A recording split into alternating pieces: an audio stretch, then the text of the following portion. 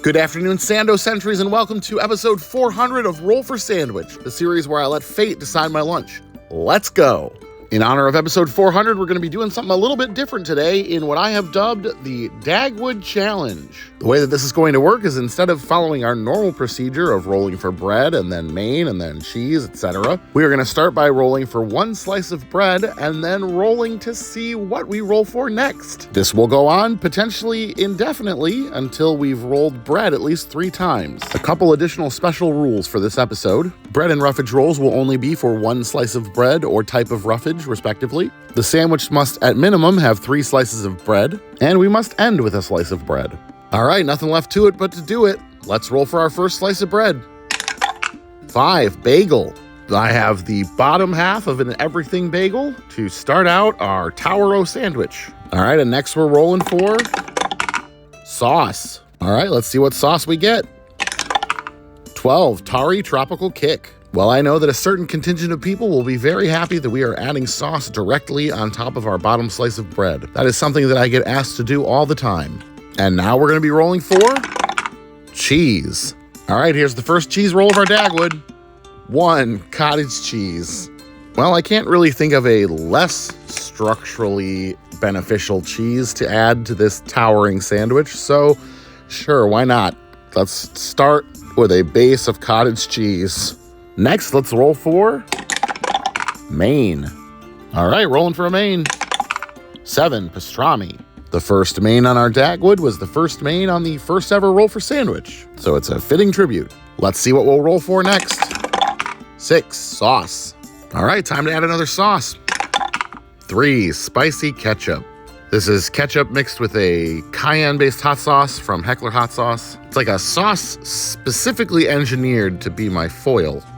All right, Big D6, what's next? 5, wild magic. Let's get even wilder, I guess. 18, Chinese 5-spice. This is a mix of spices used in traditional Chinese cooking that is supposed to invoke all 5 of the flavors. Sweet, sour, salty, bitter, and savory. Next category. Bread. Rolling for our second slice of bread. 5, bagel. All right, nice. I get to use the other half of that bagel. At this point, it basically looks like a normal episode's end result, but we're not done. Almighty D6, what's next? 4, roughage. All right, rolling for 1 roughage. That's 4, onion. All right, and onion becomes the first roughage added to our sandwich tower. Could be worse. What are we rolling next? 2, another main. All right, here we go. 3, Braunschweiger. Smoked liver sausage directly after the onions is somewhat fitting. Speaking of fitting, I don't know how this is going to be fitting in my mouth. Next category is 4, roughage. All right, let's add another roughage. 8, hula pickles.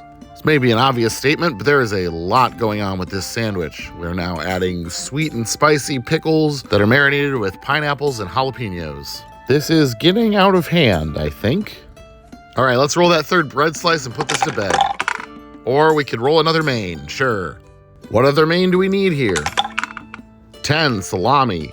And for main number 3, we're adding a couple slices of salami. Sure, whatever, I like salami. Come on, final bread. 2, main. All right, let's roll for main again. 2, Simmental. Yeah, you know what this sandwich really needs? It needs jellied beef. That's what it needs. It couldn't possibly have been done with just the salami and the Braunschweiger and the pastrami. We need Italian jellied beef. Please, Dice, I'm begging you, bread. Praise Paylor. All right, how are we going to finish this sandwich off? With a slice of American pumpernickel. All right, here's our slice of dark pumpernickel rye. And I don't have any toothpicks long enough, so we're going to use these skewers.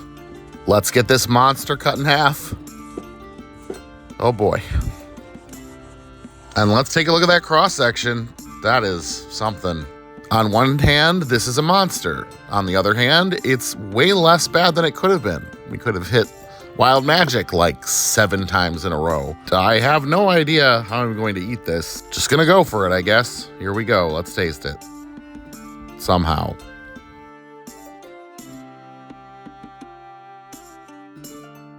There's so much going on, it's hard to sort it all out. Those hula pickles really are strong and take over. And between them and the Peruvian hot sauce and the spicy ketchup, this ended up being a pretty spicy sandwich. Then we essentially had 4 different types of cured meats, but not like ones that, go together traditionally on like an Italian sub or something. Just meat from all over the place. And then we were only blessed with 1 type of cheese throughout that whole process, and it was cottage cheese. If anything throughout this whole process felt like a punishment, it was that. When it's all said and done, it's not vomit-inducing, though it is pretty sinus-clearing. It's not one I would recommend making, but it's also not the worst of the worst we've ever had, though it is pretty cursed. I think I'm going to go ahead and give this one a 3.5 today, and I'm going to call it The Mountain of Madness. Thanks so much for joining me on this 400th episode of Roll for Sandwich. I hope you have a great day, and I will see you again next time.